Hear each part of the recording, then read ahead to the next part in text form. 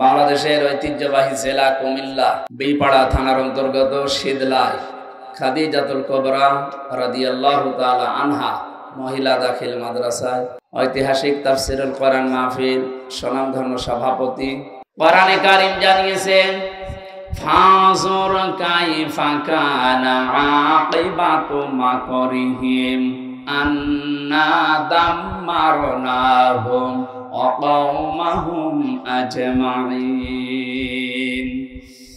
সূরা নম্বরের 51 নম্বর আয়াতে আল্লাহ জানিয়েছেন, হে নবী আপনি নজর করে দেখেন যারা ষড়যন্ত্র করেছিল তাদের পরিণাম আমি কি করেছি। আন্না একালি টান আছে।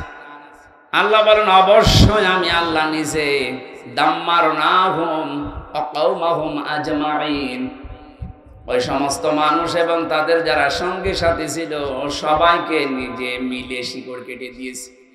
সুতরাং তাদের যে পরাজয় এটা আল্লাহ নিজে ঘটিয়েছেন। এই আন্না এর ভেতরে এইটাই আছে। এরপরে নবীজিকে আল্লাহ জানিয়েছেন ফাতিলকা বুয়ুতুহুম খাবিয়াতাম বিমা যালামু ইন্না ফি যালিকা লাআয়াতান লিকাওমিন ইয়ালামুন। ফাতিলকা এই যে সেই ঘরগুলো, এই ঘর বাড়িগুলোর দিকে একটু তাকান। বুয়ুতুহুম তাদের ঘর, বাইতুন দেয়নি আল্লাহ, বুয়ুত দিয়েছেন, আবার হোম দিয়েছেন জমির, এটা বহুবচন। আল্লাহ যেন তার কুদরতের আঙ্গুল এইটা এভাবে দেখিয়ে দিচ্ছে, এই যে সেই ঘরগুলো, এই সেই ঘর যেখানে বসে জালেমরা দুর্বিসন্ধি করত। আমি আল্লাহ পাক এই ঘরগুলোকে আজ জনশূন্য করে দিয়েছি, উজাড় গৃহ বানিয়ে দিয়েছি। আজটা যে কত বাস্তব এ বাংলাদেশের দিকে তাকালে এখন বোঝা যাচ্ছে। বিশেষ করে আমার কুষ্টিয়ার হানিফ সাহেবের যে বাড়ি, বিলাসবহুল বাড়ি, যেখানে টর্চার সেল ছিল, যে জায়গায় বসে ইসলামের বিরুদ্ধে, মানবতার বিরুদ্ধে, ইসলাম পন্থীদের বিরুদ্ধে দুর্বিসন্ধি করা হতো, ষড়যন্ত্র করা হতো, মিটিং করা হতো, এই ঘরগুলো আল্লাহ নিজে মনে হচ্ছে উজাড় গৃহ বানিয়ে দিয়েছে। এখন আপনি যাবেন, আমি 6 তারিখে গিয়েছিলাম, 5-এর পরে 6, যে দেখি এই ইট পর্যন্ত খুলে মানুষ নিয়ে চলে যাচ্ছে। এখন উজাড় গৃহ সত্যি খাবিয়াতান শব্দটা বাস্তবে এটা দেখা যাচ্ছে। শুধু এইটা না, 64 জেলার 630টা থানা আছে, যতগুলো জালেম ইসলাম মুসলিম মানবতার বিরুদ্ধে যারা ষড়যন্ত্র করেছিল, যারা জুলুম করেছিল, তাদের বাড়ি ঘরের অবস্থা আল্লাহ একই বানিয়ে দিয়েছেন। আল্লাহ যেন আমাদেরকে দেখিয়ে দিচ্ছেন ফাতিলকা, ওই যে এই ঘরগুলো। সব চাইতে বড় ঘর যেটা মনে করতাম ঢাকাতে, অনেকে এত আবেগ নিয়ে সেখানে যে ঘরে পর্যন্ত চুমা খেত, অথচ 3 মাসের ব্যবধানে কালকে পত্রিকা দেখেন ঘরের অবস্থা, জাতীয় টয়লেট হয়ে গেছে। হ্যাঁ, 4-5 জন একসাথে প্রসাব করতে বসছে। কোথায় পৌঁছিয়েছে দেখেছে। আমার মনে হয় কিছু মানুষ প্রসাব পায়খানা করতে যাচ্ছে একটা উদ্দেশ্য নেই। আমি কাবা শরীফ তাওয়াফ করার পর 16 সালে যখন উপর দিয়ে ঘুরছি, হঠাৎ দেখি আমার পেটে সেরকম যন্ত্রণা, ব্যথা। এক পুলিশকে বললাম, ইয়া হে ভাই, আমার পেটে ব্যথা করছে হঠাৎ, আমি তো এতক্ষণ ভালো ছিলাম। পুলিশ আমারে বলছে, ইয়া হাজি আর হজ্জা তাই না বিলা দোকান। ও হাজি, দেশ কোথায়? জি তুমি বাংলাদেশ। বাংলাদেশ থেকে এসেছি। ওনার ভাষা দিয়ে আমারে বলছে, আপনি এখনো পর্যন্ত জানেন না কোন জায়গা? না তো, যেটা আবু সাহেবের বাড়ি। আপনি এখনো পায়খানা না করে দাঁড়িয়ে আছেন, তাড়াতাড়ি কাজ করেন। সত্যি কথা বলছে যে কোরআন সামনে পায়খানা করে দেখে আমার পেটের যন্ত্রণা, ব্যথা ভালো হয়ে গেছে। আল্লাহ আমাকে যেন জানাতে চেয়েছে, হামজা 6000 কিলোমিটার দূর থেকে এসেছো, আরে শয়তানের মুখে পায়খানা না করে চলে যাবা, তাড়াতাড়ি করো। আমার তো মনে হচ্ছে এখন যে 5-6 জন একসাথে দল বেঁধে পোশাক করছে, আজকেও দেখলাম 3 জন একসাথে বের হচ্ছে। তার মানে ওখানে যারা যাচ্ছে এটা নিয়ত করে যাচ্ছে যে আমার রোগ ভালো হবে। এটা তো আর আন্তর্জাতিক করা সম্ভব না, এটা জাতীয় টয়লেট হয়ে যাবে। এইটাই বাস্তবতা। আপনি তাকান হিটলারের দিকে, চেঙ্গিস খানের দিকে, হাজ্জাজ বিন ইউসুফের দিকে, ইয়াজিদের দিকে, নামগুলো কিন্তু ভালো, খারাপ না। ইয়াজিদ নামটা খারাপ? কত সুন্দর নাম। শুধু জুলুম করার কারণে আল্লাহ নামটা ঘৃণিত, নিন্দিত করে দিয়েছে। এখন কোন হিন্দুকেও যদি বলা হয় ভাই ছেলে হয়েছে 5,000 টাকা দেবো, ইয়াজিদ রাখেন, বলবো কি নাম না গালি? বলেন, এত সুন্দর সাহাবীর ছেলের নাম, হযরত মুআবিয়ার ছেলে রাদিয়াল্লাহু তাআলা আনহু, এত বড় জলিলুল কদর সাহাবী, যিনি কাতেবে ওহী লিখতেন, তার সন্তানের নাম যদি আল্লাহ জুলুম করার কারণে ঘৃণিত বানিয়ে দিতে পারে, আপনি কার সন্তান? যত বড় মানুষের সন্তান হন, আপনার নাম যোগের আবর্তনে, কালের বিবর্তনে দেখবেন নামটা আজ হোক কাল হোক, ওটাও আমার মনে হয় গালি হয়ে যাবে। এখনই অলরেডি হয়ে গেছে। এখন কারো ছেলে মেয়ে যারা জন্মাচ্ছে যদি বলেন যে 5,000 টাকা দেবো, এই নাম রাখে, বলবো কি নাম না, ও তো গালি। কাউকে যেন এসিদের বাচ্চা বললে সে রেগে যায়, কয়েকদিন পরে যাই বলবেন তো অমকের বাচ্চা, এমনি রেগে যাবে। এটা করেছে কে বলেন তো? হামজা না, সূরা মরিয়মের 96 নম্বর আয়াতে আছে, ইন্নাল্লাযীনা আমানু ওয়া আমিলুস সালিহাতি সায়াজআলু লাহুমুর রহমানু ওদ্দা। আল্লাহ পাক বলেন, যারা ঈমান আনবে আর ঈমানের দাবি অনুযায়ী যারা ভালো ভালো কাজ করবে, এখানে সালেহ শব্দটা আছে। সালেহ মানে নেক কাজ, সৎ কাজ, এতটুকুই ব্যাখ্যা না। সালেহ মানে যোগ্য। আপনাকে যোগ্যতা অর্জন করা লাগবে। যে যে দিক বিভাগে কাজ করবে, ওই বিভাগ সম্পর্কে তার চূড়ান্ত শিক্ষা এবং প্রশিক্ষণ নিয়ে সঠিকভাবে আঞ্জাম দেওয়ার নাম সালেহ। এটা বাংলাদেশে যত রাজনৈতিক দল আছে, কে কি করছে জানি না, আমি নাম ধরেই বলছি, জামাত ইসলাম, ইসলামী ছাত্র শিবির, এই দুইটা দল কিন্তু যোগ্য মানুষ তৈরি করার ফ্যাক্টরি। আপনি যদি বিশ্ববিদ্যালয়ে পড়তে চান, জীবনে তো কোনোদিন ভার্সিটির মুখ দেখতে পারেননি, যদি এই বুড়ো বয়সে পড়তে চান, ভর্তি হয়ে যান, আপনাকে ভার্সিটি পড়াবে। অন্তত 6 থেকে 1 বছর, 6 মাস থেকে 1 বছর লেগে থাকেন, আপনি যেন মনেই করবেন যে আমি বিশ্ববিদ্যালয়ে পড়ছি। এভাবে তৈরি করবে আপনাকে, কারণ এদের যে সমস্ত ক্যাপাসিটি আছে, যে সমস্ত কৌশলগুলো দেখবেন, সব এভাবে একেবারে ধাপে ধাপে তৈরি করছে। যে মানুষগুলো আইনের দিকে যায় তাকে ওইভাবেই গড়ে তোলে, যারা ব্যবসার দিকে যায় তাদেরকে ওইভাবে গড়ে তোলে, যে মানুষগুলো চিকিৎসার দিকে যায় তাদেরকে ওইভাবে গড়ে তুলছে। রাজশাহীর ডাক্তার ফাতেমা সিদ্দিকার মতো ডাক্তার হওয়া লাগবে মেয়েদের, ফরিদপুরের ডাক্তার শাহিন জব্দারের মতো ডাক্তার হওয়া লাগবে ছেলেদের, ডাক্তার মতিউর রহমান খুলনা এনার মতো ডাক্তার হওয়া লাগবে। এদের নাম সালেহ। আমরা মনে করি বসে বসে শুধু সুবহানাল্লাহ পড়লাম, আমার মতো সালেহ নেক কাজ আর নেই। কিসে কে বলিস আপনাকে? আপনি যে যেই বিভাগে কাজ করবেন, ওই বিভাগের শিক্ষা আর প্রশিক্ষণ নিয়ে সঠিকভাবে কাজটা আঞ্জাম দেওয়া লাগবে, দুর্নীতি মুক্ত হয়ে। এই কথা বুঝতেছে?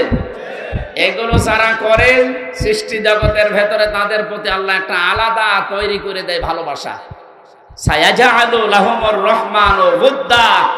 পৃথিবীর সৃষ্টিতে আল্লাহ যা বানিয়েছেন, সবার ভেতর ওই মানুষটার প্রতি একটা ভালোবাসা তৈরি করে দেয়। কে? সাইদি সাহেবকে অনেকে জীবনে দেখেনি চোখে, কিন্তু মনের ভেতর থেকে তার প্রতি ভালোবাসা, এটাকে আমি বানিয়ে দিয়েছি। কে? বিপরীতটা দেখুন, অনেককে অনেক মানুষ দুনিয়ায় দেখেনি, কিন্তু তার কর্মকাণ্ডের কারণে কোথায়? সৌদি আরব। আমি রমজানে ছিলাম, মদিনা থেকে একটা গাড়ি ভাড়া করলাম, ড্রাইভারে ওখানকার স্থানীয় মদিনার ড্রাইভার। বললাম যে বদরে যাব, আবু জেহেলের কবর দেখে আসি। ভাড়া মেটানোর পরে আমি উঠলাম, যাওয়ার সময় ওনার ভাষা দিয়ে আমারে বলছে হারামি। হারাম মানে? আপনাকে বলি না, আপনার দেশে যে আছে ওইটা একটা হারাম। হ্যাঁ ঠিক আছে, আপনি বলেন। আপনার সাথে আমি আরো 2 লাইন বেশি করে বলছি। চিন্তা করেন, সে লোক জীবনে ওনারা দেখেছি?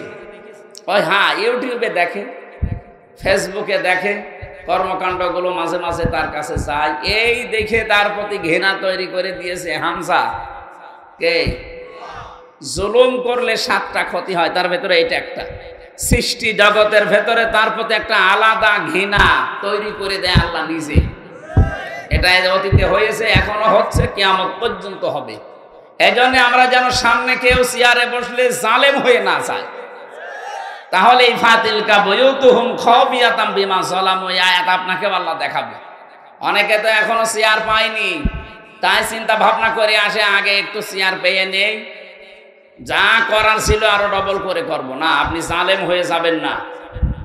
5 বছর পরে দেখা যাচ্ছে আপনার বাড়িটাও জাতীয় টয়লেট আল্লাহ বানিয়ে দিতে পারে। যেন আমরা সতর্ক করলাম, কিন্তু আমি শুধু ইঙ্গিত দিয়েছি। আমি জানি কুমিল্লার মানুষ জ্ঞানী মানুষ, শিক্ষিত মানুষ, এরা বুঝে ফেলেছে।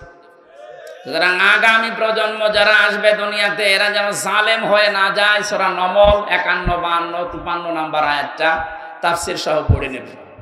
দল মত জাতি বর্ণ ধর্ম নির্বিশেষে আজকের এই অনুষ্ঠান, এটা কি শুধু মুসলমানদের না? হাত্তা ইয়াসমা কালাম আল্লাহ সুম্মা আবলিগহু মা'মানা। হে নবী, অমুসলিমরাও যদি কোরআন শুনতে আসে তাদেরকে আপনি ব্যবস্থা করে দেবেন, শোনা হয়ে গেলে নিরাপদে বাড়িতে পৌঁছিয়ে দেবেন। সুতরাং আজকের এই অনুষ্ঠান শুধু শীতলায়ের মুসলমানদের জন্য না। ব্রাহ্মণ পাড়া নাম শুনে বোঝা যাচ্ছে এখানে হিন্দু আছে। কথা বলছেন না? কেন আছে না? হ্যাঁ, যেখানেই থাক আছে, নাম শুনে তো কিছুটা পাওয়া যাওয়া লাগবে, সব তো চলে যায়। সুতরাং যারা এসেছেন সবার জন্য আজকের এই কোরআনের অনুষ্ঠান। আল্লাহ আমাদেরকে যাদের নিয়ে আসলেন, আমাদের 2টা এখানে শর্ত মানতে হবে। ফাস্তামিউ লাহু ওয়া আনসিতু, আপনি শুনবেন আর চুপ থাকবেন। আর আমরা যারা বলতে আসলাম, আমাদের দায়িত্ব কি? সূরা নাহাল, ওটা তো নমল বললাম, এটা নাহাল 44 নাম্বার আয়াত, 14 নাম্বার পারা, 11 নাম্বার পৃষ্ঠায়, 3 নাম্বার লাইনে আল্লাহ পাক বলেন, ওয়ানসালনা ইলাইকা যিকরা লিতুবায়্যিনা লিন-নাসি মা নুযিলা ইলাইহিম ওয়া লাআল্লাহুম ইয়াতাফাক্কারুন। হে নবী, এই কোরআন আমি আপনার কাছে দিয়েছি। এই কোরআনে কারীম দিয়ে মানুষের কাছে আপনি সতর্ক বাণী পৌঁছান। এই যে লিতুবায়্যিনা লিন-নাস, আপনি মানুষের কাছে কোরআন দিয়ে সতর্ক করবেন। কোন মানুষ? লাম শব্দ ব্যবহার করা হয় জীবিত মানুষদের জন্য। কোন মানুষ মরে গেলে তাকে কোরআন পড়ে শোনাবেন, এটার জন্য আপনাকে পাঠাইনি। আপনাকে পাঠিয়েছি জীবিত মানুষদের শোনাবেন। দুঃখজনক হলেও সত্য, 15.5 বছরে জীবিত মানুষদেরকে কোরআন শোনানো বড় কঠিন হয়ে গিয়েছিল।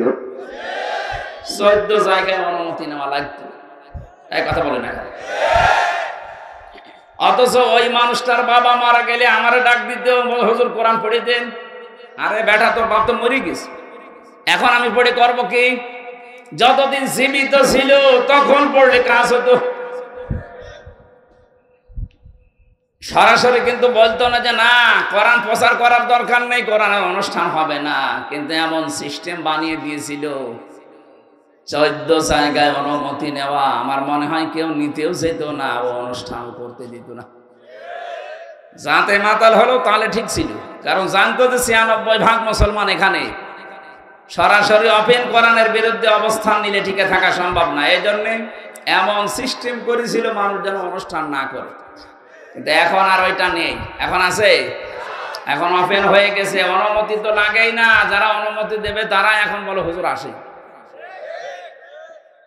আমাকে সেদিন গোয়েন্দা বিভাগের সর্বোচ্চ যিনি, আমি নাম নিলাম না, উনি আমাকে কল দিয়েছিল হোয়াটসঅ্যাপ।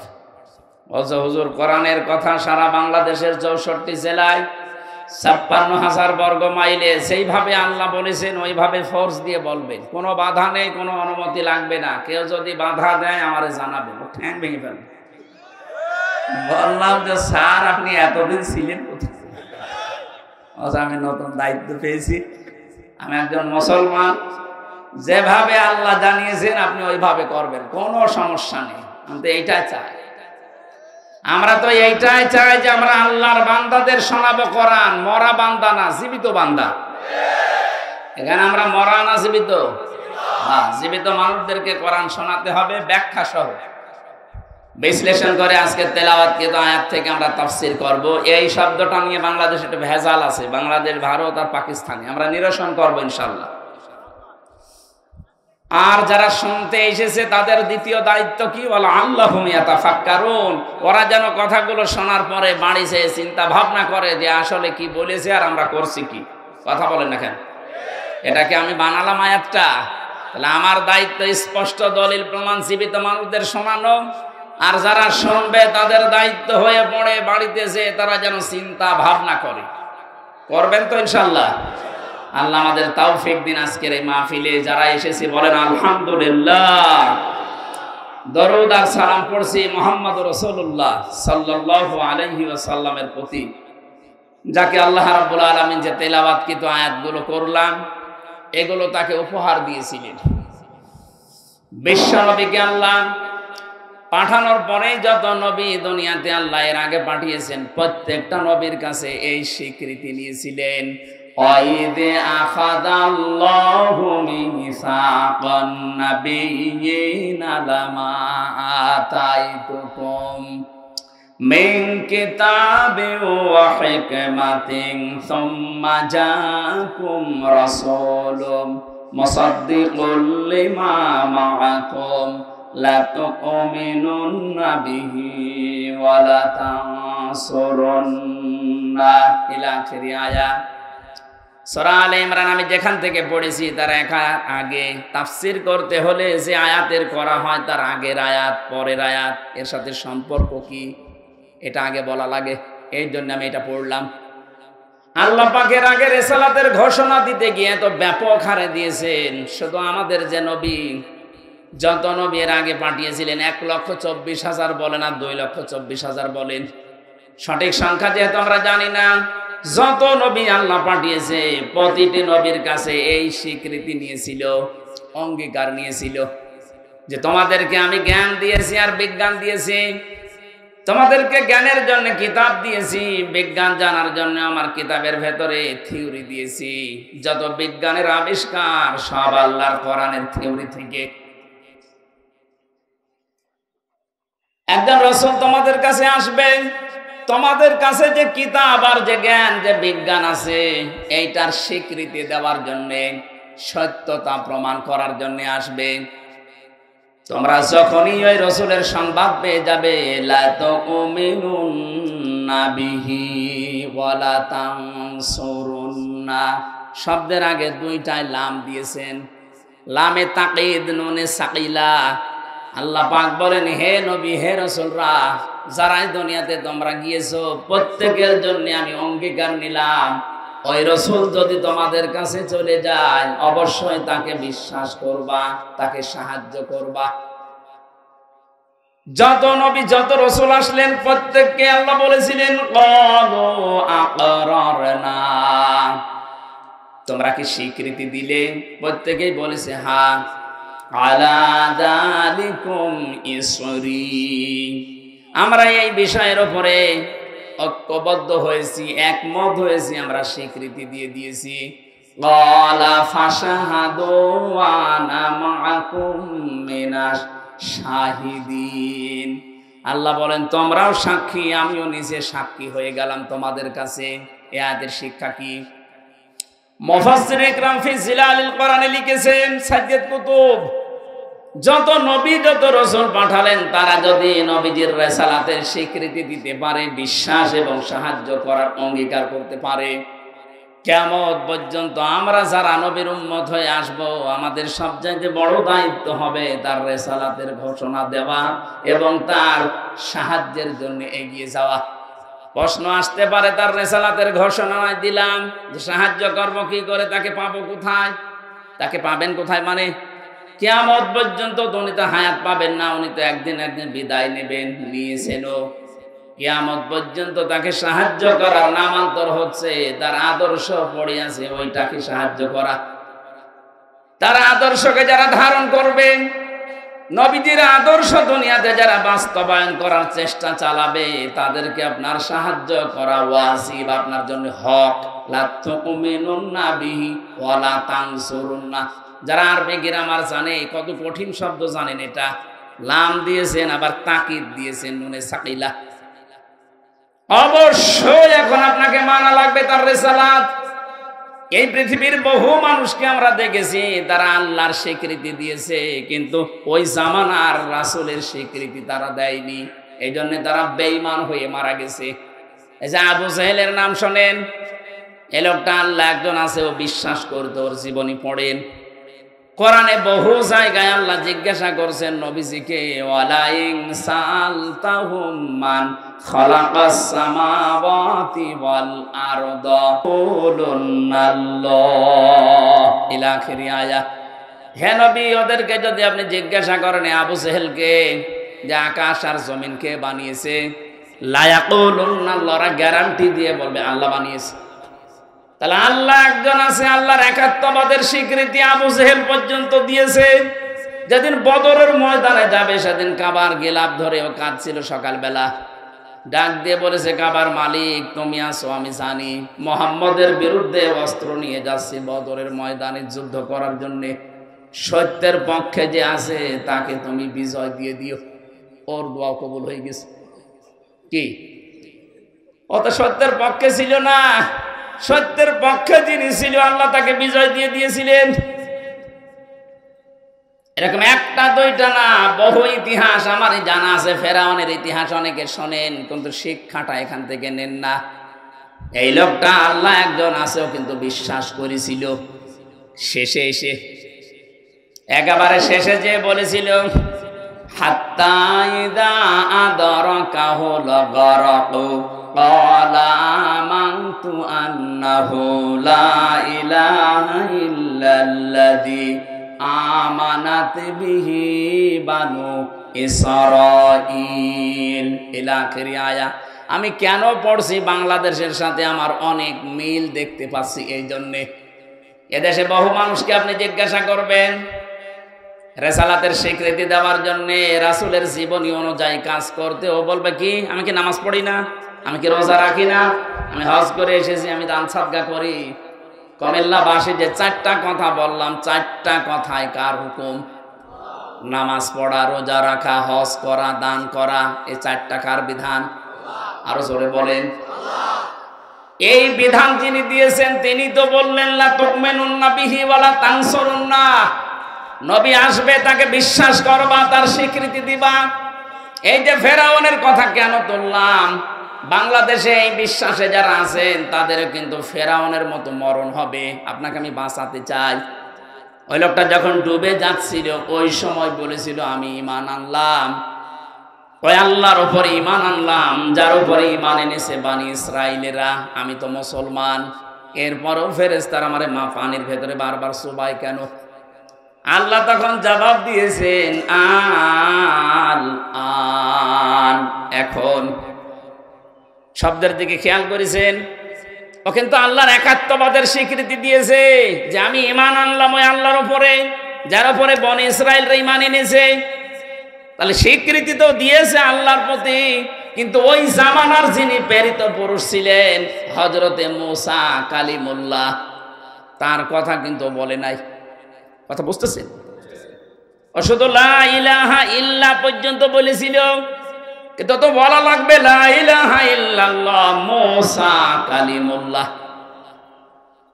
ওই জামানার রেসালাতের স্বীকৃতি ও দেয়নি, এই জন্য মারা গেছে বেঈমান হয়ে। আল্লাহ কারণও জানিয়েছে কেন তোর ঈমান নসিব হচ্ছে না।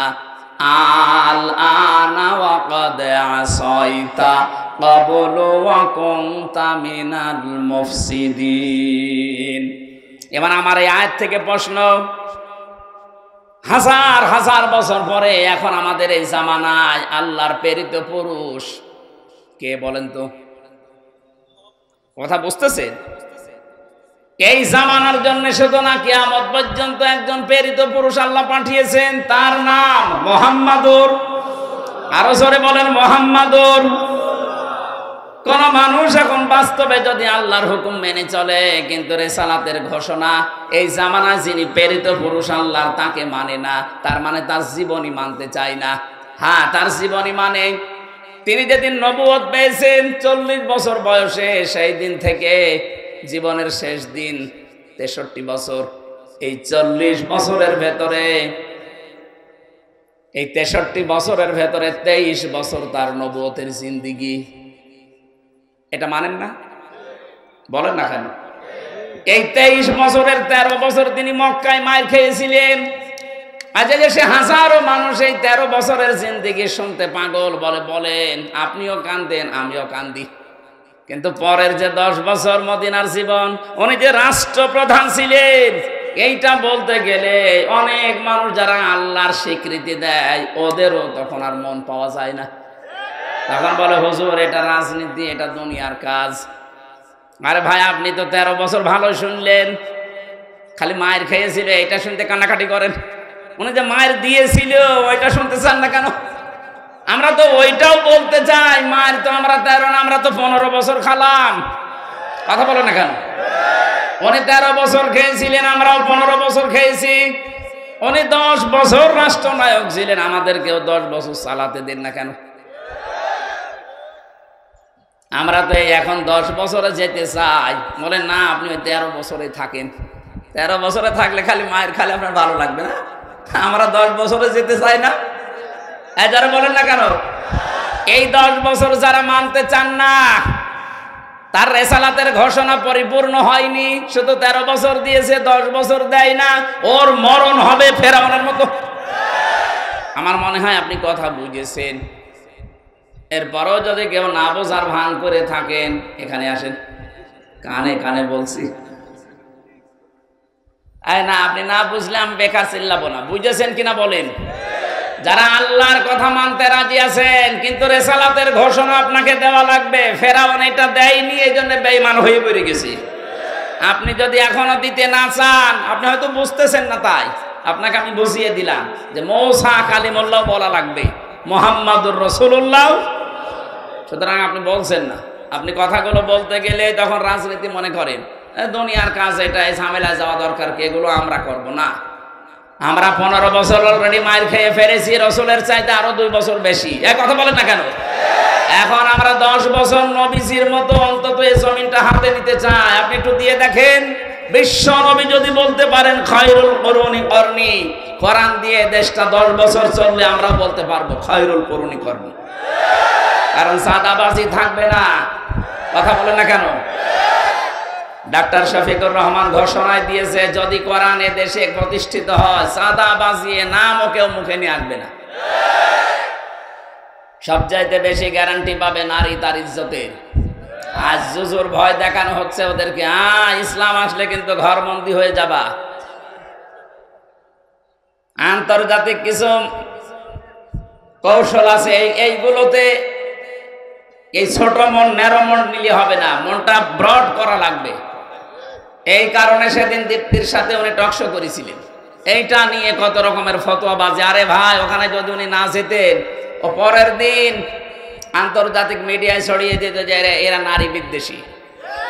অনেকে ওনার চেহারা হাঁ করে দেখতে গেছে, ওনার বউ নেই বাড়ি, দীপ্তির চাইতে সুন্দরী বউ ওনার বাড়িতে, যদি মুরব্বী হয়ে গেছে তাই কি। এখনো বলে না কি 64 বছর বয়স, এখনো বলছে আমি যুবক মানুষ। ওনার স্ত্রীকে আমরা দেখি নাই, কিন্তু আমরা জানি যে ওই রকমই, উনি যেরকম চাঁদের মতো, স্ত্রী ওই রকম। ওনার ছেলেটার সাথে জেলখানায় দেখা হয়েছিল, ডাক্তার রাফাত। কি সুন্দর মানুষ, এরকম সুন্দর হতে পারে, কি সুন্দর চেহারা। বাবা মা সুন্দর হলে বাচ্চা কাচ্চাও সুন্দর হয়। কথা বলেন না কেন? আর বাবা মা সুন্দর না হলে বাচ্চা কাচ্চা উল্টো পাল্টাই হয়। তা আমার যেটা বোঝানোর দরকার আমি অলরেডি ইঙ্গিত দিয়ে ফেলেছি। এরপরেও যদি না বোঝার ভান করে থাকেন, আমার হাতে হেদায়েত নেই, আমার কিছু করার নেই। সুতরাং আল্লাহর কথা মানবেন। রেসালাতের কথা বলতে গেলে আপনার কাছে রাজনীতি মনে হবে, আপনার মরণ যে আবু জেহেলের মতো আর ফেরাউনের মতো হবে, আপনি টের পাচ্ছেন না। আল্লাহ যেন আপনাকে বাঁচান, বলেন আমিন। ফাইন তাওয়াল্লাউ ফাকুলু শাহাদু বিআন্না মুসলিমুন। কেউ যদি মুখ ফিরিয়ে নেয়, আপনি বলেন যে আমি মুসলমান। আর এই আয়াতের পরবর্তী আয়াত, এই যে 82 নম্বর আয়াত, এটা সূরা আলে ইমরান, আল্লাহ রাব্বুল আলামিন বলেন ফামান তাওয়াল্লা বা'দা যালিকা ফাউলাইকা হুমুল ফাসিকুন। হে নবী, এই ঘোষণা আপনি স্পষ্ট দেওয়ার পরে যে প্রত্যেক নবী আমার উপরে ঈমান এনেছিল, সাহায্যের ঘোষণা পেয়েছিল, তোমরা যারা আমার উম্মত দাবি করবে শুধু আল্লাহর কথা মানলেই হবে না, আমার রিসালাতের স্বীকৃতিও দেওয়া লাগবে। কথা বলেন ঠিক কিনা? আমার আদর্শ আমি রেখে আসলাম, কিয়ামত পর্যন্ত আদর্শ থাকবে। যদি আমার প্রতি ঈমান আনতে চাও তাহলে আদর্শকে জমিনে প্রতিষ্ঠা করার জন্য সাহায্য করা লাগবে। আপনি নিজে পারছেন না, যারা করছে মাস্ট বি আপনাকে তাদের পেছনে থাকা লাগবে। আল্লাহ আমাদের তৌফিক দিন। আমার তো অ্যাডভার্টাইজ করা দরকার, আমি করলাম। এরপরেও যদি কেউ মুখ ফিরিয়ে চলে যান, আল্লাহ বলেন তারা ফাসিক। তারা কি?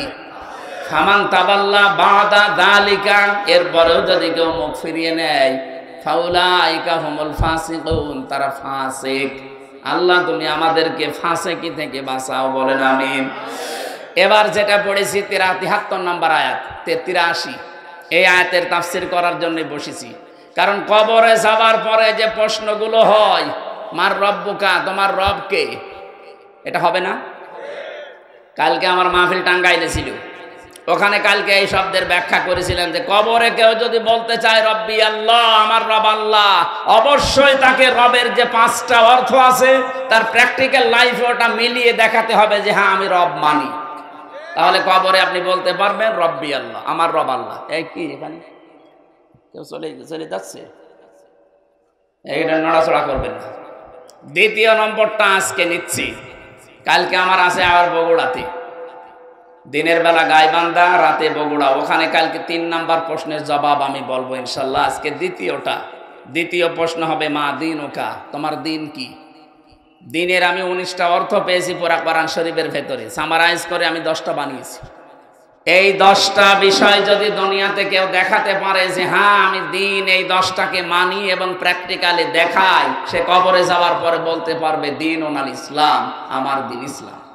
এবার আসেন তো আমাদের কয়টা মানা হচ্ছে? আল্লাহ রাব্বুল আলামিন বলেন আফা গায়রা দীনিল্লাহি ইয়াবগুন, তবে কি এরা চায় আমি যে দিন পাঠিয়েছি সেই দিন বাদ দিয়ে অন্য কোন দিন তারা কি তালাশ করে?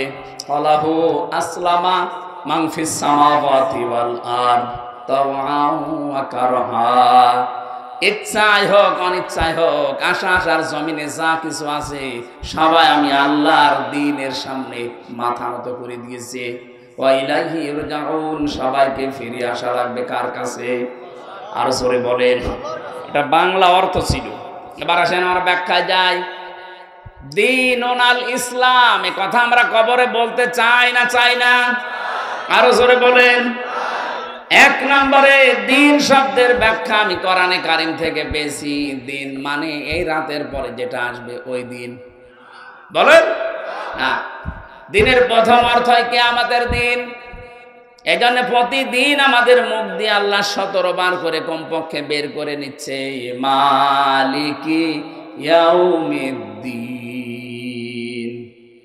জবান খুলে কোরআনের আয়াতটা পড়েন, মালিকি ইয়াউমিদ্দিন।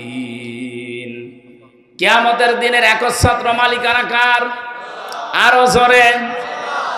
এটা দিয়ে আল্লাহ আমাদের বারবার মুখ দিয়ে বের করাচ্ছেন, কারণ হচ্ছে কিয়ামতে কিন্তু কারো কিছু করার থাকবে না, কারণ একচ্ছত্র মালিকানা আল্লাহর।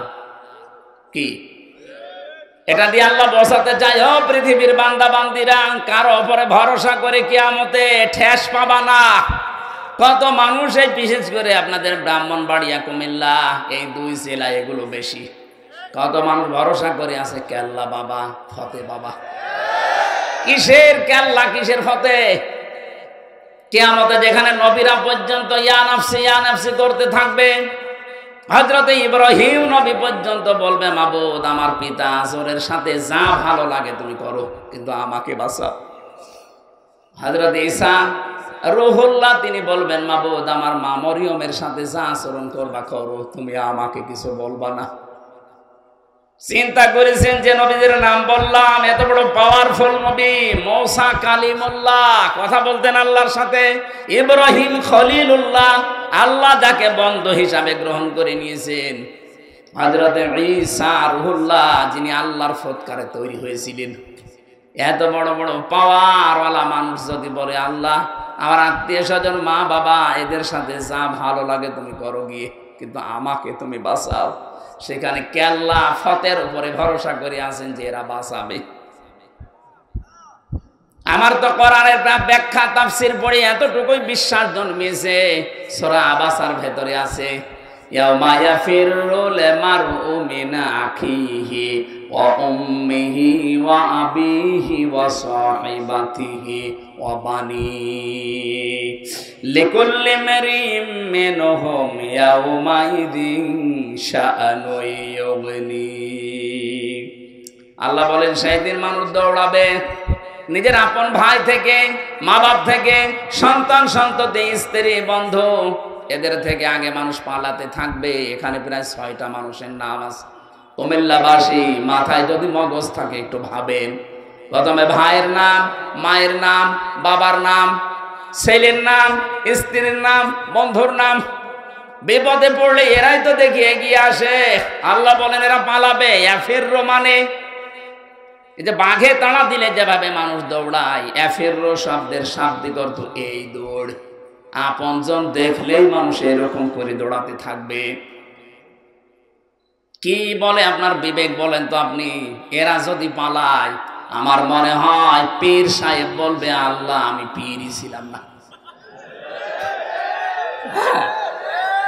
বলেন যেখানে মা পালাচ্ছে, বাবা পালাচ্ছে, আপনার ভাই পালাচ্ছে, নিজের বউ পালাচ্ছে, পীর সাহেব বলবে আল্লাহ কিসের পীর, আমি পীর ছিলাম না। এটা বলবে। আপনি সেদিন ধরা খাবেন, সেদিন বুঝবেন।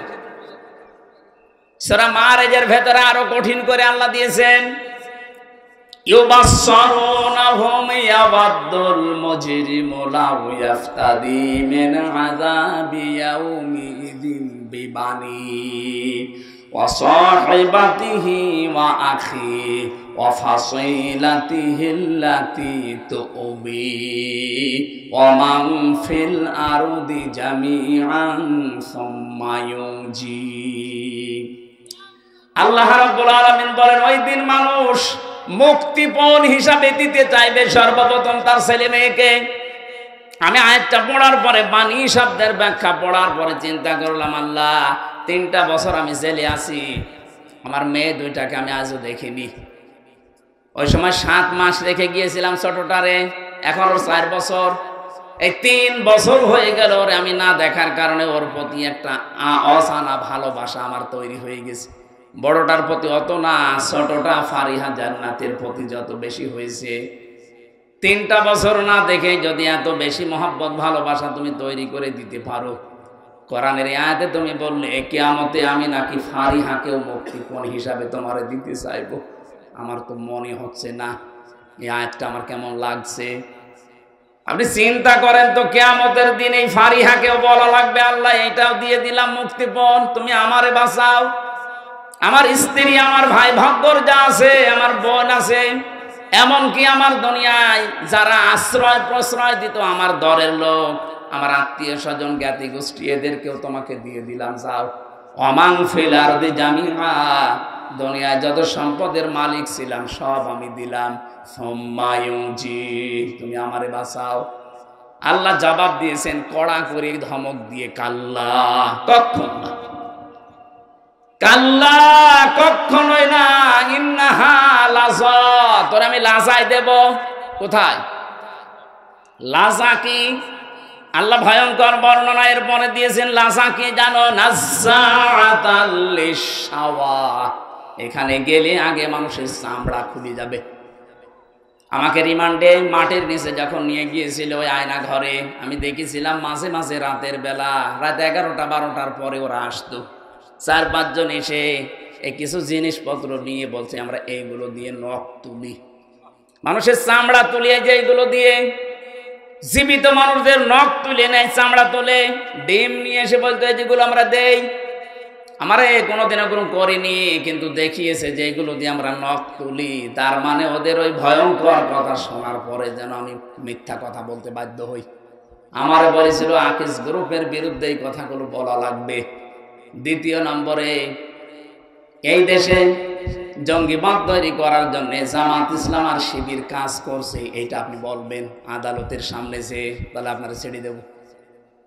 রিমান্ডে বারবার আমাকে ওই অফিসারগুলো, বিশেষ করে এসপি আর এসপি, প্রতিদিন আমার রাতের বেলা এসে বলতো জামাত ইসলাম তো খারাপ না, ভালো দল, ওরা মিথ্যা কথা বলে না, ওরা দুর্নীতি করে না, তা আপনার বলতে সমস্যা কি? না কি কায়দা করে কথা নিচ্ছে দেখেছেন? মনে করছে যে হাজার পাগল হয়ে গেছে মনে হয়। ঠিক আছে, আপনি আমারে নিয়ে চলেন। এত কষ্ট প্রথম কয়েকদিন দিয়েছিল, দেখেন না এত নড়ন চড়ন নেই। শেষে আমাকে ওই দিয়েছিল যে এইগুলো দিয়ে আমরা নখ তুলি, যদি আপনি কালকে ম্যাজিস্ট্রেটের সামনে এগুলো না বলেন আমরা কিন্তু করব। কয়েকটা মুসলমান অফিসার পেয়েছিলাম, ও মুসলমান নামে শুধু আল্লাহর ভুল ধরত, যে আল্লাহর এই কাজটা মনে হয় ঠিক হয়নি। তার ভেতরে আমি একজন পেয়েছিলাম এই কুমিল্লা বাড়ি 14 গ্রামে, ওরা আমি খুঁজতেছি, পালিয়েছে। আর কয়েকদিন আগে পেয়েছিলাম খুলনা শেখ ইমরান, অধ্যাপক মিয়া গোলাম পরওয়ার সাহেবের বাড়ির পেছনে বাড়ি ওর। ওই দিন আমার মাহফিল ছিল পরওয়ার সাহেবের কাছে। ওর বাবা আওয়ামী লীগের উপজেলা চেয়ারম্যান, ও শয়তান পালিয়েছে, পাওয়া যাচ্ছে না। এরপরে পাওয়া গেছে, পুলিশে ধরে এখন জেলে দিয়েছে। ওরে আর পাওয়া যাচ্ছে না, কোন গর্তে ঢুকেছে চিন্তা করে দেখেন। ওরা আমারে বলতেছে আমরা এগুলো দিয়ে নখ তুলি, এই যে এই মেশিন পত্র, আপনি যদি না বলেন সকালবেলা আপনার স্ত্রীকে তুলে নিয়ে আসবে। তখন আমার মেয়েটা 7 মাস বয়স মাত্র। বলেন এই অবস্থায় স্বামী যারা ঠিক থাকতে পারে? বাধ্য হয়ে বলেছিলেন যে যা ভালো লাগে করেন, আমারে নিয়ে চলেন, আমি সব বলে দেবো, যান। কিন্তু ম্যাজিস্ট্রেট আমার সাথে ধোঁকাবাজি করেছিল। ওখানে যাওয়ার পরে শুনলাম উনি ছাত্রলীগের প্রাক্তন কি সেক্রেটারি ছিল, উনি এখন ওই কাজে। আমারা বলছে আপনার কোনো চিন্তা নেই, যা যা লিখেছে শুধু সই করে চলে যান, আপনার নিচে ছোট ছোট বাচ্চারা আছে কান্নাকাটি করছে। আমি তো এই 164 তখন বুঝতাম না, সহজ সরলভাবে লিখে দিলাম। পরে শুনছি যে ওইটা 164। এমন এমন কিছু লিখেছে রাষ্ট্রের বিরুদ্ধে, আকিস গ্রুপের বিরুদ্ধে, জামাতের বিরুদ্ধে, অথচ একটা কথাও আমার না। পরে যদিও আমি ডিনাই পিটিশন দিয়েছিলাম, কিন্তু সেটাই তো কাজ হয়নি। এই 3 বছর থাকা লিখেছে আর এই কারণে। অথচ সে মামলায় যে কিছুদিন আগে সব খারিজ হয়ে গেছে, সব খারিজ করে দিয়েছে। ওই মামলা তো 3 বছর তো ওই ওই জজের কাছে ছিল, কিচ্ছু করতে পারেনি। যে এখন হাত খোলা পেয়েছে বলছেন যান, একেবারে মামলা ঢিসমিস করে দিলাম। বলতে গেলাম যে স্যার এটা তো আপনার কাছে এতদিন ছিল, এতদিন তো বলেননি, হঠাৎ সবই মানে মাফ করে দিচ্ছেন। উনি এইটাই বলতো যে আমার হাত বাঁধা ছিল, এখন হাত খোলা আছে, কিছুটা ন্যায় বিচার করতে পারছি। আমরা চাই বাংলাদেশে সবাই এরকম হাত খোলা থাকবে আবু সাইদের মতো। কথা বলেন না কেন? হাত যতদিন বাঁধা থাকবে, ন্যায় বিচারের পরিবর্তে উপরে দেখতে হবে ফিটফাট, ভেতরে সব অবিচার হবে। আমরা তো এইটাই কায়েম করতে চাই বাংলাদেশে, যেন সবার হাত, বিশেষ করে 1628টা চেয়ার আছে, এই চেয়ার না, ওই জায়গা মতো যে চেয়ারগুলো আছে ওইগুলো, কতগুলো? 1628টা। এই চেয়ারগুলো আমরা চাই যারাই সামনে বসবে প্রত্যেকের হাত আবু সাইদের মতো এভাবে খোলা থাকবে। জীবন দিতে হয় জীবন দেবে, কিন্তু মিথ্যার সামনে মাথা নত করবে না, তাহলে ন্যায় বিচার কায়েম হবে ইনশাআল্লাহ। নাজ্জাআত লিশ-শাওয়া এই শব্দটার ব্যাখ্যায় বলেছিলাম এত কঠিন জায়গা এটা। আল্লাহ বলেন প্রবেশ করতে দেরি হবে, তোর চামড়া খুলে যেতে দেরি হবে না। এতটুকু আল্লাহ যদি শেষ করে দিতেন, আমি আজ পর্যন্ত আর পড়তাম না। পরে আরো শব্দ কঠিন দিয়েছেন। আল্লাহ বলেন জানো এই লাজা কাদেরকে ডাকবে? তাদউ মান আদবারা ওয়া তাওয়াল্লা ওয়া জামাআ ফাআওয়া। যে মানুষগুলোকে সত্যের দিকে আহ্বান জানানো হয়, এই যে আমি রেসালাতের ঘোষণা দিয়ে একটা সঠিক সত্য তথ্য তুলে ধরলাম, এরপরেও যারা মুখ ফিরিয়ে না বোঝার ভান করে থাকবে, এই মানুষগুলোকে আল্লাহ লাজায় দেবে। আমি কথা বোঝাতে পেরেছি? আমি কিন্তু একটা সত্য তুলে ধরেছি আপনাকে, আপনি আল্লাহর বিধান মানতে রাজি আছেন, কিন্তু রিসালাতের ঘোষণা দিলে আপনি রাজনীতির গন্ধ খোঁজেন। এই জন্য ডাকবে তাদেরকে, মান আদে বার ওয়াতাওয়াল্লা, যে ব্যক্তি সত্য শোনার পরও মুখ ফিরিয়ে চলে যায়, এতবার করে পেছন ফিরে চলে যায়, অজামা ফাআওয়া, আর যারা মাল সম্পদ জমা করে আর বারবার এগুলো সংরক্ষণ করার জন্য চেষ্টা চালায়, এই বাংলাদেশে এটা সবচাইতে বেশি। 15.5 বছরের দিকে তাকান, এক একজন কত টাকা পয়সার মালিক হয়েছে। আর শুধু মালিক হয়েই না, এগুলো কি করে সংরক্ষণ করে রাখা যায় এই চিন্তা ভাবনা ছিল। একটা মানুষ শুধু ধরবে 7টা ব্যাংক থেকে 36,000 কোটি টাকা মারিং কাটিং করেছে। বাকিগুলোর কথা চট্টগ্রামের একজনের ভূমিপতি মন্ত্রী ছিল, এই লোকটা 620টা বাড়ি বানিয়েছে পৃথিবীতে। আপনি কতদিন বাঁচবেন? এই যে 620টা বাড়ি আপনার মনে করেন আছে, বানিয়েছেন, 200 বছর পরে যদি আপনি বাংলাদেশে আবার ফিরে আসেন, 200 বছর তো বাঁচবেন না, আর নাই খুব বেশি হলো 20 বছর বাঁচবেন, আর 20 বছর 30 বছর পরে মরে যাবেন। 200 বছর পরে যদি আপনি চট্টগ্রাম সহ বিদেশে সহ যত বাড়ি বানিয়েছেন, কোন বাড়ির সামনে যদি বলেন এই বাড়ি আমার, যারা ওখানে বসবাস করবে ওরা আপনারই হয়তো 3 পুরুষের পরে, আপনার ছেলে 3 পুরুষ, তারাই হয়তো বাস করবে, কিন্তু তারা আপনাকে বাড়িতে তো ঢুকতেই দেবে না, আর বলবে কিসের সাইফুদ্দিন আপনি, কথা বলেন না কেন, কিসের সাইফুজ্জামান আপনি, আপনাকে আমরা চিনি না, বাড়িতে তো ঢুকতেই দেবে না, বলবে থাকার জায়গা নেই, মসজিদে গিয়ে থাকেন, এটা বলবে না।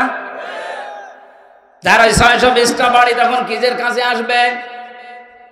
আল্লাহ বলে না জামা ফাআওয়া, শুধুমাত্র সম্পদ জমা করে শেষ করেনি, এগুলো কি করে সংরক্ষণ করা যায় সেই চিন্তা ভাবনায় লেগে থাকতো। আমার মনে হয় আয়াত পড়ার পরে বাংলাদেশে বহু মানুষ এই আয়াতে ধরা খাবে, আমরা যেন ধরা না খাই। কিয়ামতের কথা বলছিলাম আপনার সামনে। আজ যারা বিভিন্ন ভরসা করে আছেন যে অমুক বাবা আমরা বাঁচাবে, অমুক পীরের মুরিদ আমি, চট্টগ্রাম বিভাগে এগুলো বেশি হচ্ছে, এই কারণে বলছি। কত রেজভি বাবার মুরিদ আছে, তারা বলছে কোনো চিন্তা নেই, কিয়ামতে যদি আল্লাহ জিজ্ঞাসা করে বলবো আমরা রেজভি বাবার লোক ছিলাম। রেজভি, যেখানে মুসা নবী, ঈসা নবী, ইব্রাহিম নবী কুল কিনারা পাচ্ছে না, সেখানে কিসের বাবা? এরপরও আপনার মাথা কি গোবর ভর্তি করা আছে? একটু চিন্তা ভাবনা আসে না কেন? বিবেকটা তো আল্লাহ এমনি দেয়নি, বিবেক দেওয়ার পরেও যদি কাজে লাগাতে না পারেন আপনি জাহান্নামে। অকালু লাউ কুন্না নাসমাউ আও নাকিলু মা কুন্না ফি আসহাবিস সাঈর। ওই মানুষগুলো তখন আফসোস করে আর বলবে আল্লাহ যদি আলেমদের কথা ওই সময় শুনতাম আর বিবেকটা যদি কাজে লাগাতাম, তাহলে ভণ্ড পীরদের উপরে ভরসা করতাম না, এখন আমি ধরাও খেতাম না। তাদের জন্য আল্লাহ যে জায়গাটার নাম দিলেন তার নাম সাঈর, এটা জাহান্নামের একটা দরজার নাম। এই দরজা দিয়ে আপনাকে প্রবেশ করাবে। এখনো যদি সতর্ক না হতে পারেন, আপনি বিশ্বাস করতে পারেন আপনি জাহান্নামের সাঈরে যাচ্ছেন, বলেন নাউজুবিল্লাহ। এজন্য আমরা সতর্ক করার জন্য এসেছি, আশা করছি আপনি সতর্ক হবেন। কিয়ামতের একচ্ছত্র মালিকানা কার? আর জোরে, এজন্য কারো উপরে ভরসা করা, বলেন নিজের যতটুকু আমল আখলাক আছে, কাজ কারবার আছে, ওইটার উপরে ভরসা করে যান। হ্যাঁ, নবীর উম্মত যদি হতে পারেন, প্রশ্ন আসতে পারে নবীর উম্মত না মানে আমরা নবীর আশেক। কিসের আশেক? আপনি জিলাপির আশেক, আপনি খেচড়ির আশেক, আপনি পোলাও বিরিয়ানির আশেক। রাসূলের আশেক ছিল হযরতে তালহা, নিজের জীবন পর্যন্ত দিয়েছে, 80টা তীর খেয়েছে, তারপরও নবী পর্যন্ত আঘাত আসতে দেয়নি। আর এই বাংলাদেশে 53 বছর স্বাধীনতার পরে কত আঘাত নবীজির শরীরে আসতেছে, কথা বলুন। তার সুন্নাতের উপরে, তার আদর্শের উপরে কত আঘাত আসে। এই আঘাত সহ্য করতে পেরে অনেক মানুষ আজ পর্যন্ত জেলে পৌঁছতেছে। আর আপনি কেমন আশেক, জেলের নাম শুনলে আপনি ভয় পান। আশেকের রাসূল তো ওদের মানায় যারা সাথে রাসূল। রাসূলের দুশমনদেরকে যারা হত্যা করে বছরের পর বছর কারাগারে আছে, তাদেরকে আশিকে রাসূল বললে মানায়? আপনি জিলাপি না দিলে, খেচুড়ি না দিলে মিলাদ পর্যন্ত পড়েন না। আশিক কিসের আশিক আপনি বোঝেন? এজন্য আমাদের উচিত হবে এখন থেকে উচিত হবে কারো উপরে ভরসা করে লাভ নেই। কিয়ামতে যেহেতু একচ্ছত্র মালিকানা আল্লাহর, ওই আল্লাহর দিকে ভরসা করে কিয়ামতে যেন বাঁচা যায়, ওই বিশ্বাস দরিয়া থেকে নিয়ে যাওয়া লাগবে। নবীজিকে আল্লাহ প্রশ্ন দিচ্ছেন, এটা ইন্টারগেটিভ সেন্টেন্স। আরাইতাল্লাযী ইউকাযযিবু বিদ্দীন, হে নবী আপনি কি ওই মানুষগুলোকে দেখেছেন যারা কিয়ামতের দিন বিশ্বাস করে না? নবীজি বললেন, কই আমার কাছে যারা আছে সবই তো মনে হয় কিয়ামতে বিশ্বাসী। আল্লাহ পাক বলেন না, ফাযালিকাল্লাযী ইয়াদউল ইয়াতীম, ওই মানুষগুলো কিয়ামতে বিশ্বাস করে না যারা এতিমের গলায় ধাক্কা দেয়। বাংলাদেশে নেই এতিম মানে আমরা কি মনে করি? মা বাবা নেই, তারাই শুধু এতিম। এই যে আজকের যে মুরব্বী বসে আছে, ওনার মা বাবা আছে? আছে? তাহলে এতিম না এটা? উনি যদি এতিম হয় তো এখানে এতিম বাকি আছে কোনটা? এতিম হচ্ছে যে ছোট বয়সে, বিশেষ করে 1 থেকে 15 বছর পর্যন্ত ধরা যায়, সাবালক হওয়ার আগ পর্যন্ত। এর আগে যাদের মা বাবা মারা গেছে তারা এতিমের সংজ্ঞায় পড়ে। এখন যদি মুরব্বী মানুষও বলে আমিও এতিম, মা বাবা নেই, আমি তো এতিমের দাদা। এতিম আসল এতিম হচ্ছে উপরে যারা দায়িত্বে আছে, ওদের নিচে যত মানুষ কাজ করবে তারা সবাই ওনার কাছে এতিম। এই কুমিল্লা জেলা প্রশাসনিক ভাবে চালাচ্ছে এসপি সাহেব। এসপির নিচে যত পুলিশ এই 11, 12টা, 14, 15টা থানায় কাজ করছে, সে এসআই বলেন, এএসআই বলেন, কনস্টেবল বলেন, দারোগা বলেন, ওসি বলেন, সবাই ওনার কাছে এতিম। এক কথা বুঝতেছেন? যে যে সেক্টরে আছেন ওই সেক্টরের নিচে যারা কাজ করে তারা আপনার কাছে। আপনি এতিমদের সম্পদ মেরে খেয়েছেন, এতিমদের সাথে খারাপ ব্যবহার করেছেন। যারা এতিমদের সাথে, অধীনস্থদের সাথে খারাপ ব্যবহার করে, তাদের হক নষ্ট করে। এরা নামাজ পড়তে পারে, রোজা রাখতে পারে, হজ করে আসতে পারে, কিন্তু কিয়ামত বিশ্বাস করে না। এরকম মানুষ দেশে এবার আছে কিনা বলেন? কত গার্মেন্টসে, কত জায়গায় দেখবেন উপরে যারা দায়িত্বে আছে, নিচে কত অসহায় মেয়েরা, ছেলেরা, সব তো তার কাছে এতিম। সুযোগ পেয়ে তার ইজ্জত পর্যন্ত, সম্ভ্রম পর্যন্ত নষ্ট করে। বলুন, আপনি এতিমের মালাত্মসাৎকারী। আলা ইয়াহুদ্দু আলা তাআমিল মিসকিন, যারা মিসকিনদের খাবার দেয় না, খাবার দিতে উৎসাহ দেয় না। এই যে ইয়াহুদ্দু আলা তাআমিল মিসকিন, সাকানা ইয়াসকুনু থেকে এসেছে শব্দটা। সাকান মানে বসবাস করা। সাকান মানে কি?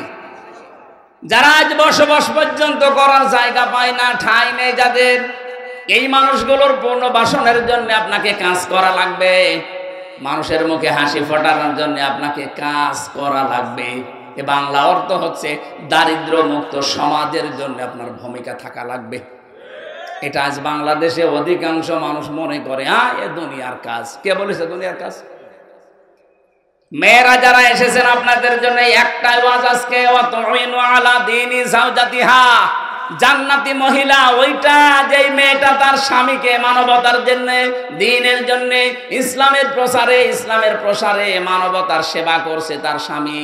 ও যেন ওই মহিলা তার স্বামীকে উদ্বুদ্ধ করে, ছাড় দেয়, সময় বের করে দেয়। কিন্তু অধিকাংশ মহিলা আরো বাধা দেয়। কথা বলেন ঠিক কিনা? না, আপনি নামাজ পড়ে, রোজা করে, কালো বোরকা পরে নেককার হতে পারবেন না। আপনার স্বামী, এটা 3 নাম্বার পয়েন্ট, অতুইনু আলা দীনি যাওজাতিহা। আপনার স্বামীকে আপনি হযরতে খাদিজাতুল কুবরার মতো বের করে দেবেন বাড়ি থেকে, যে দিনের জন্য, মানবতার সেবায়। আপনার স্বামী মানবতার সেবামূলক কাজ করে, মানুষের উপকারের জন্য নেমে যায় বাড়ি থেকে, দিন প্রসারে, দিন কায়েমে, দিনের সেবা করার জন্য কাজ করে বেড়াচ্ছে। আপনি সময় বের করে দেবেন তাকে আপনি ছেড়ে দেবেন, ছাড় দেবেন, শুধু না তাকে আরো উদ্বুদ্ধ করবেন। কিয়ামতের ময়দানে খাদিজাতুল কুবরার সাথে জান্নাতে যেতে পারবেন। আজ আমরা আরো ছেড়ে দেওয়া দূরের কথা, সংসারে অশান্তি তৈরি করি, আরো বাধা দেই। কথা বলেন না কেন?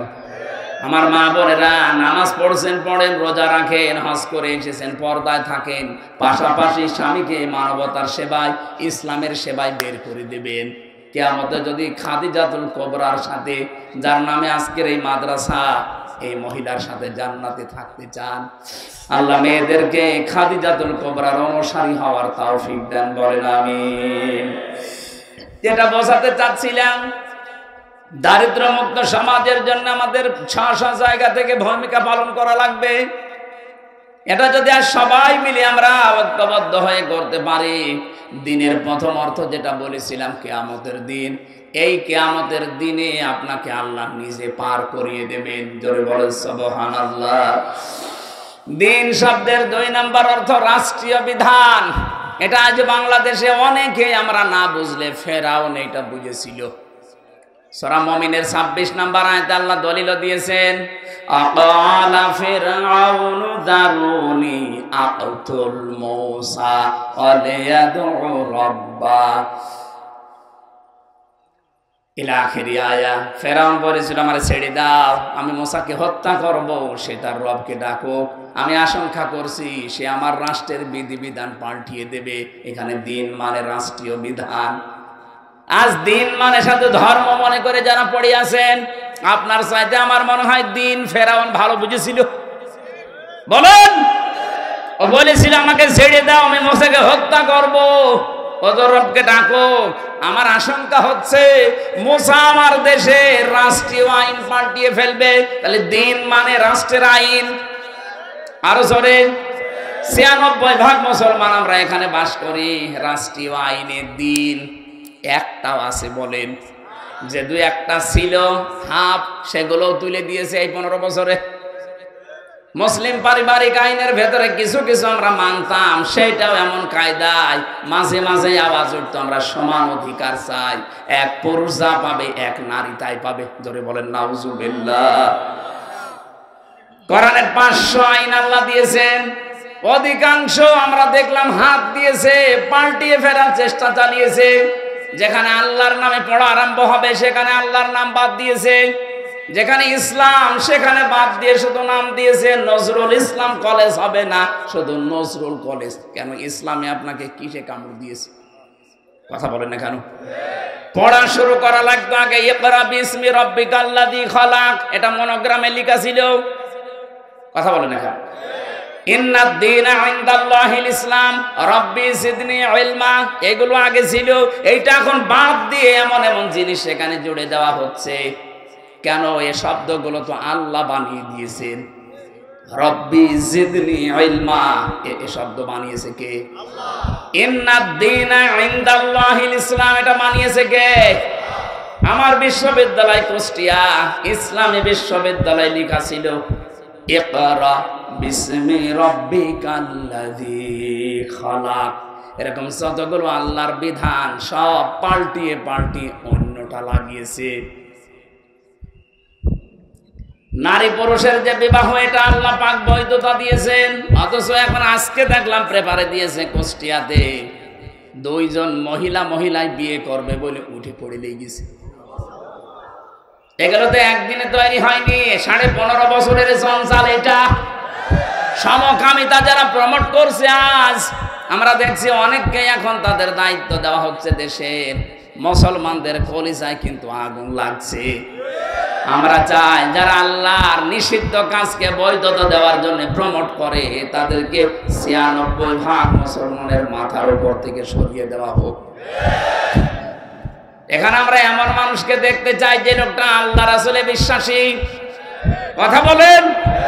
সংবিধান সংস্কারের কাজ চলছে, আমরা চাই এমন এমন মানুষকে ওই জায়গায় নিয়ে যাওয়া হোক যারা সূরা ফুরকানের ৭৪টা যে সংবিধানের ধারা আছে, এই সূরা ফুরকানের প্রতিটি ধারা যারা বিশ্লেষণ করতে পারে, যারা বোঝে এগুলো ধারা আল্লাহ বানিয়েছেন মানবতার জন্য, এগুলো যদি এই মুসলিম দেশে সংবিধানে সংযোজন করা হয়, এই দেশে যে যার অধিকার সম্পূর্ণটা ফিরে পাবে। দিন মানে রাষ্ট্রীয় বিধান, এটা যতদিন পর্যন্ত আপনি কায়েম করতে না পারবেন, কবরে যাওয়ার পরে যেই বলবেন আমার দিন কি, আপনি বলতে পারবেন না। এরকম 10টা বিষয় আছে পুরা কোরআনে দিন শব্দের ব্যাখ্যায়। আমরা যদি আমাদের এই প্র্যাকটিক্যাল লাইফে 10টা মানতে পারি, কবরে যেতে দেরি, আপনি বলে ফেলবেন দীনুনাল ইসলাম। আল্লাহ আমি সহ যারা এসেছি এটা বলার তৌফিক দুনিয়া থেকে কামাই করার জন্য তৌফিক দাও, বলেন আমিন। আমার 8টায় ওখানে অনুষ্ঠান, 45 মিনিট আছে, এখান থেকে 1 ঘন্টা খানিক সময় লাগবে। আমি তাড়াতাড়ি করছি, আগামীতে কোনো জায়গায় নিলে একটা মাহফিল নিয়ে, জোর করে মাহফিল নিয়েছে ভাই আমার কাছ থেকে। আজকে ওনারা পর্যন্ত আমার উপর রেগে আছে, সেই মিজান সাহেব জমজমের মালিক। আগামীতে আসলে কোনো জায়গায় একটা করে নিয়ে 1-1.5 ঘন্টা 2 ঘন্টা সময় দিন, আল্লাহুম্মা আমিন।